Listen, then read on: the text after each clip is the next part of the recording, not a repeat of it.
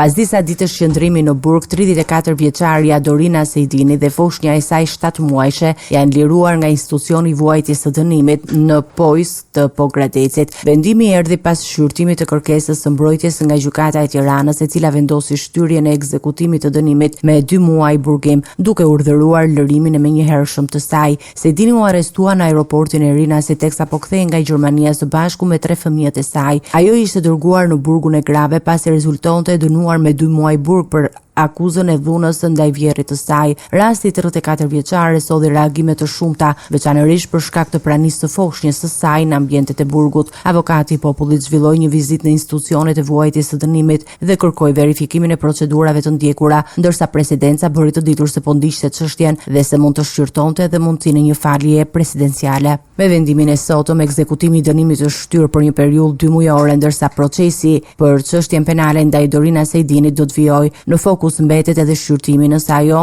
mund të përfitojë nga dispozitat e amnistisë penale.